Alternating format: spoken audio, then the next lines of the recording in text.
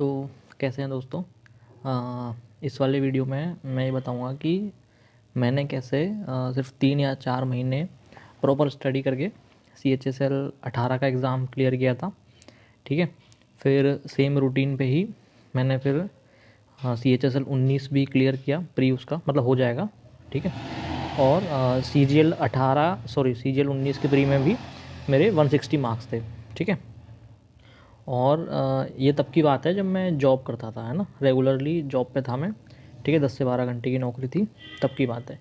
तो CHSL 18 जो हुआ था हम लोगों का, वो जुलाई में हुआ था। ठीक है, मेरा 9 जुलाई को पेपर था 2019 को, है ना।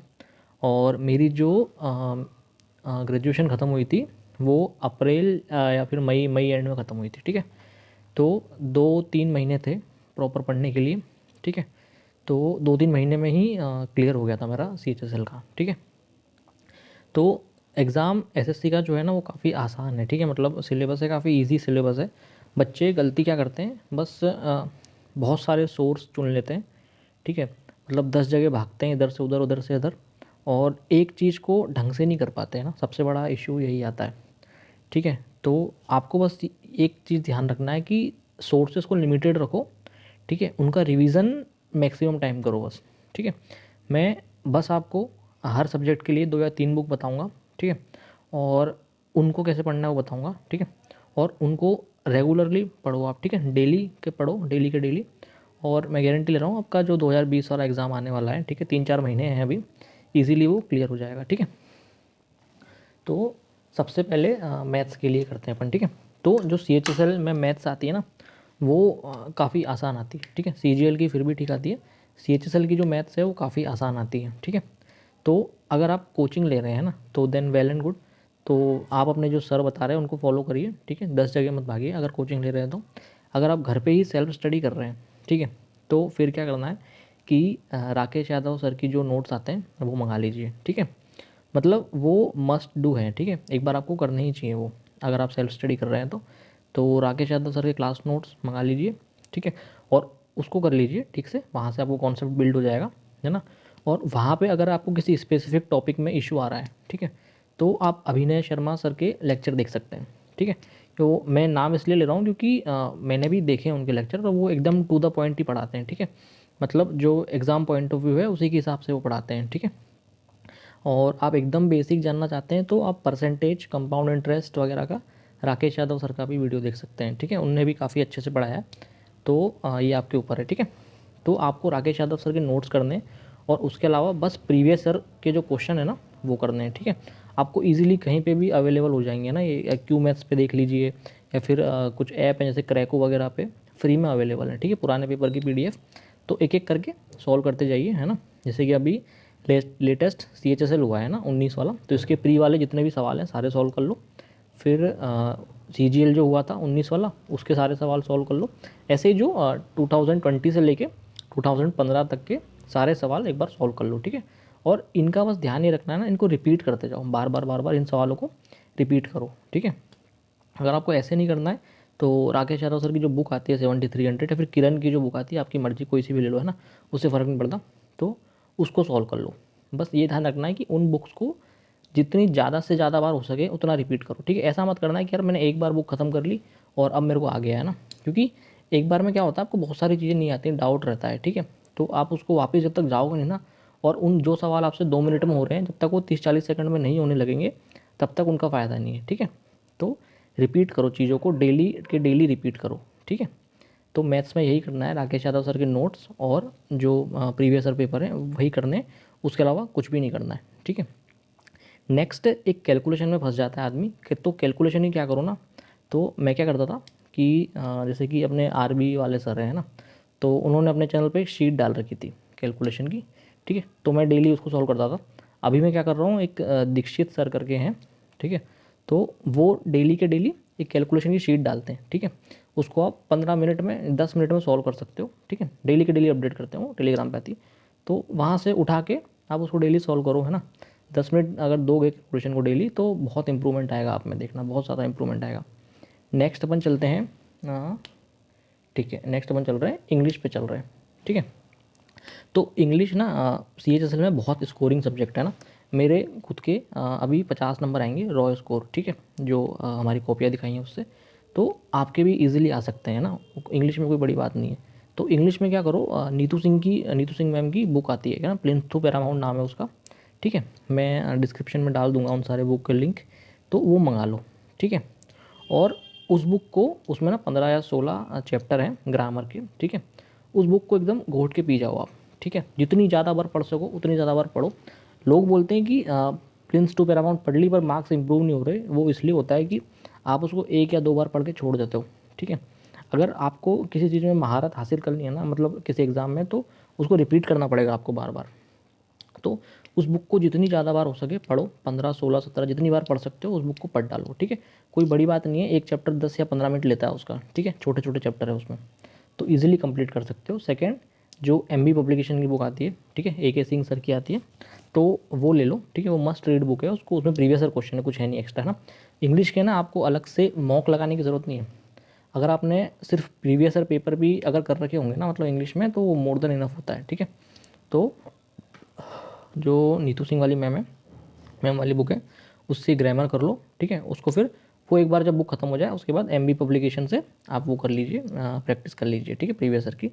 एमबी पब्लिकेशन में एक बहुत इंपॉर्टेंट बात क्या है कि उसमें वन वर्ड सब्स्टिट्यूशन और इडियम एंड फ्रेजेस दे रखे हैं बहुत सारे, ठीक है, जो ऑलरेडी एग्जाम्स में आ चुके हैं वो दे रखे हैं उन्होंने, है ना। और जहाँ तक मैंने देखा है कि उससे बाहर कभी फंसता नहीं है वन वर्ड सब्स्टिट्यूशन या फिर ईडियम फ्रेज, ठीक है। फंसता है तो 3 ऑप्शन ऐसे होते हैं कि आप चौथा वहाँ से देख सकते हो, ठीक है, मतलब तीन आपको आते होंगे और चौथा नया वर्ड होगा, तो कोई इशू नहीं आएगा आपको, ठीक है। तो ये आपको करना है, ठीक है। नेक्स्ट, आपको रीडिंग तो करनी पड़ेगी, ठीक है, आपके ना एमबी से और प्रीवियस ईयर वगैरह से लगभग 40 नंबर आ जाएंगे, ठीक है, लेकिन आपको कुछ ना कुछ रीड करते रहना पड़ेगा, ठीक है। मतलब आप जब तक रीड नहीं करोगे ना, तब तक क्लोज टेस्ट, कुछ क्वेश्चन जो घुमा के आते हैं हर बार, है ना, वो आप नहीं कर पाओगे। तो न्यूज़पेपर पढ़ लो, ठीक है, आपको कहीं पे भी ऑनलाइन रोज़ PDF मिल जाएगा फ़ोन में, ठीक है, किसी भी न्यूज़पेपर का, हिंदू पढ़ो, इंडियन एक्सप्रेस पढ़ो, कोई दिक्कत नहीं है, ठीक है, सिर्फ रीड करो, ठीक है, रीड करो उसको। आपको ऐसे करंट अफेयर की तरह पढ़ने की ज़रूरत भी नहीं है उसको, कि करंट अफेयर में पढ़ूंगा उसमें से, सिर्फ रीड करो, ठीक है। चीज़ें अपने आप आपको याद रहती जाएंगी सबकॉन्शियस माइंड में, ठीक है।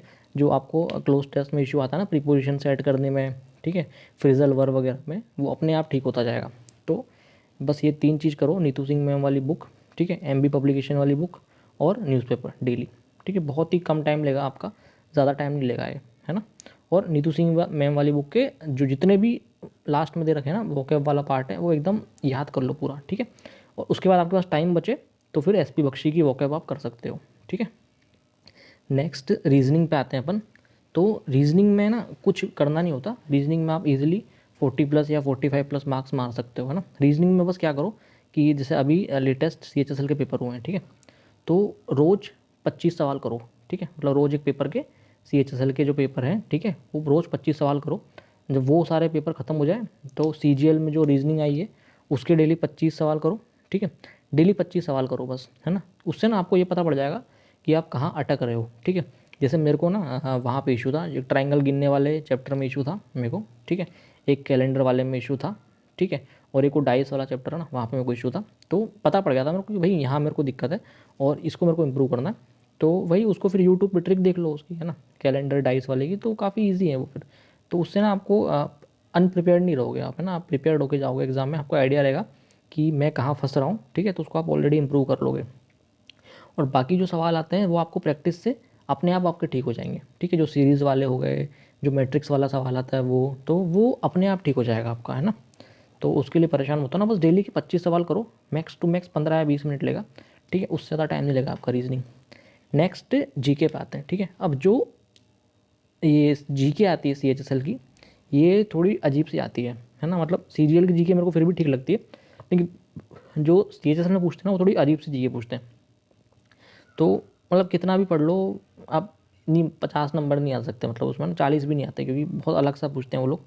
तो आप क्या करो, आप बाकी 3 पे बहुत ध्यान दो, ठीक है, और GK पे इतना ध्यान दो कि आपके लगभग 30 के आसपास नंबर आ जाए, ठीक है। इतने आपके आ गए ना तो आपका सिलेक्शन कोई भी रोक नहीं पाएगा, ठीक है। तो अगर आपको GK एकदम ढंग से पढ़नी है ना, मतलब ढंग से पढ़नी है बहुत, तो लूसेंट पढ़ो, ठीक है। और लूसेंट को कैसे पढ़ोगे कि एक बार सबसे पहले प्रीवियस ईयर के क्वेश्चन देख लो, ठीक है, किरण से या कहीं से भी, और उससे ना मतलब आपको नहीं आते हैं कोई फ़र्क नहीं पड़ता, एक बार देख लो बस, उससे ना फिर आपको पता पड़ जाएगा कि लूसेंट में मेरे को पढ़ना क्या है, क्योंकि लूसेंट में 10,000 चीज़ें हैं और 10,000 चीज़ें आप पढ़ नहीं सकते, है ना। आपको वही पढ़ना है जो पेपर में पूछ रहे हैं वो लोग बार बार, ठीक है। तो एक बार प्रीवियस ईयर क्वेश्चन देख लिए, जैसे मैं हिस्ट्री स्टार्ट करने वाला हूँ तो मैंने एक दिन पहले उसके जितने भी क्वेश्चन हैं वो देख लिए, ठीक है। अब अगले दिन मैं जब हिस्ट्री शुरू करूँगा ना तो आपको वो चीज़ें दिखेंगी, ठीक है, मतलब आपको अपने आप पता पड़ेगा कि यार ये इंपॉर्टेंट है, ठीक है, तो उसको आप ढंग से पढ़ोगे, और ये जो लाइन है वो फालतू है तो उसको आप छोड़ दोगे, ठीक है। तो ऐसे अगर लूसेंट पढ़ोगे तो काफ़ी ईजी हो जाएगा। अब लूसेंट का भी फंडा ये है ना कि जब तक आप उसको 2-3 बार रीड नहीं कर लोगे ना, ठीक है, आप उसको रटने की कोशिश मत करो कि मैं ये वाला पेज याद कर लूँगा पूरा, वो कभी नहीं कर पाओगे। तो उसको रीड करो, ठीक है, एक बार पूरी ख़त्म कर लो, फिर अगेन पूरी ख़त्म कर लो, ठीक है, और उसमें से इकोनॉमी वाला पोर्शन छोड़ दो, क्योंकि इकोनॉमी से सवाल आते नहीं हैं और जो आते हैं वो उसमें है नहीं, ठीक है। और वर्ल्ड हिस्ट्री मत पढ़ना उससे, क्योंकि वर्ल्ड हिस्ट्री से कुछ नहीं आता, है ना। नेक्स्ट करंट अफेयर, ठीक है। तो करंट अफेयर के लिए यार मैं एकदम जेन्युइन बोलूँगा, ठीक है, करंट अफेयर से काफ़ी सवाल आते हैं आजकल, 7-8 सवाल, 6-7 सवाल तो एटलीस्ट आ ही रहे हैं, ठीक है। तो मैं क्या करता हूँ कि एक वरुण अवस्थी करके सर हैं, ठीक है, अनअकैडमी पढ़ाते हैं, तो मैं उनकी पीडीएफ आती है, ठीक है, महीने की, तो मैं पीडीएफ में से पीडीएफ जैसे दिसंबर की आई, ठीक है, तो दिसंबर में जब मैं जीके पढ़ूंगा, ठीक है, तो साथ में 15 या 20 मिनट उस करंट अफेयर वाली पीडीएफ को भी दूंगा, ठीक है, सिर्फ रीड करूंगा, क्योंकि आप रट नहीं सकते उसको, ठीक है। बस यही करना है कि बार बार पढ़ो तो आपके सबकॉन्शियस माइंड में चीज़ें रहें, और जब ऑप्शन आएगा तो आपको ऑलरेडी पता पड़ जाएगा, ठीक है, क्या आंसर है। अब या तो उनको फॉलो कर सकते हो या फिर ग्रेड अप पे हर महीने की वो पीडीएफ डालते हैं, ठीक है, तो इंपॉर्टेंट सवाल होते हैं उसमें, तो वहाँ से आप पढ़ लो, ठीक है। अगर उससे ज़्यादा आप टाइम इन्वेस्ट कर रहे हो ना जीके में तो उसका रिटर्न नहीं आ पाता, सबसे बड़ा दिक्कत ये। आप अगर मैथ्स, इंग्लिश और रीजनिंग में टाइम इन्वेस्ट कर रहे हो ना, उसका रिटर्न बहुत ज़्यादा आता है, ठीक है, उतने टाइम में। तो आप वहाँ पे 140 प्लस लाइए 150 में से, ठीक है, और जीके में आके 25-30 नंबर भी अगर आते हैं, ठीक है, तो आपका स्कोर काफ़ी अच्छा हो जाएगा, ठीक है। अगर आपका रो स्कोर 170 चला गया तो नॉर्मलाइज स्कोर तो ऑलरेडी 180 प्लस चला जाएगा, ठीक है। तो बस ये ध्यान रखना है कि सबको थोड़ा थोड़ा टाइम देना है, एकदम छोड़ना नहीं है जीके को। कुछ लोग क्या करते हैं कि 5 ही नंबर आ रहे हैं जीके में, तो वो फिर गलत चीज़ है ना, उससे फिर आप रैंक में नहीं आ पाओगे, मतलब है ना, आपकी रैंक नहीं आ पाएगी और फिर बॉर्डर पे रहोगे तो फिर इशू रहता है, डर लगता है, ठीक है। तो बस ये सिंपल सी स्ट्रेटेजी फॉलो करो, ठीक है, कि मिनिमम रिसोर्सेज, ठीक है, मिनिमम सोर्सेज और मैक्सिमम रिवीजन, ये करोगे तो CHSL तो बहुत इजीली क्लियर हो जाएगा, ठीक है, बहुत इजीली क्लियर हो जाएगा। और कुछ कुछ मुश्किल क्वेश्चनों को देख के परेशान मत हो, ठीक है, क्योंकि मुश्किल क्वेश्चन तो 1 या 2 ही आएंगे ना, बाकी जो 23 सवाल आएंगे मैथ में वो तो आसान ही आएंगे, ठीक है।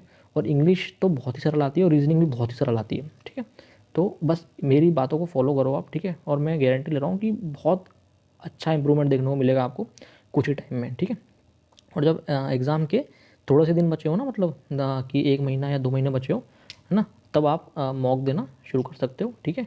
CHSL के जो फ्री मॉक आते हैं SSC ट्यूब या ग्रेड अप पे मिल जाएंगे आपको, ठीक, खरीद के देना चाहो तो टेक्स्ट बुक के, ठीक है, तो वहाँ से आप देख सकते हो, ठीक है। बाकी आपका एक बार आपको आइडिया होना बहुत ज़रूरी है, ठीक है, मॉक से डरना नहीं है, क्योंकि मॉक थोड़ा टफ बनाते हैं वो लोग, तो मॉक में आप ठीक ठाक भी स्कोर कर रहे हो तो अच्छी बात है, लेकिन मॉक से अपने आप को एनालाइज ज़रूर करो कि मेरा टॉपिक कौन सा वीक है, ठीक है। बाकी फोकस प्रीवियस ईयर पे रखो, ठीक है। तो अब मेरी बात पे विश्वास नहीं है तो अभी के पेपर उठा के देख लो, ठीक है, सेम सवाल आ रहे हैं, वही प्रीवियस ईयर को घुमा घुमा के पूछ रहे हैं, ठीक है। तो मैक्सिमम टू मैक्सिमम टाइम इन्हीं जो जो मतलब मोस्ट कॉमन बुक्स है ना, इनको ख़त्म करिए और बार बार ख़त्म करिए, बार बार ख़त्म करिए, ठीक है, अपने आप इंप्रूवमेंट आएगा आप में, ठीक है। चलिए, थैंक यू, इस वाली वीडियो में इतना ही है ना अपन। हाँ, आगे आपके कोई क्वेरी हो तो इसमें डाल देना आप कमेंट सेक्शन में, ठीक है। चलिए, थैंक यू भाई।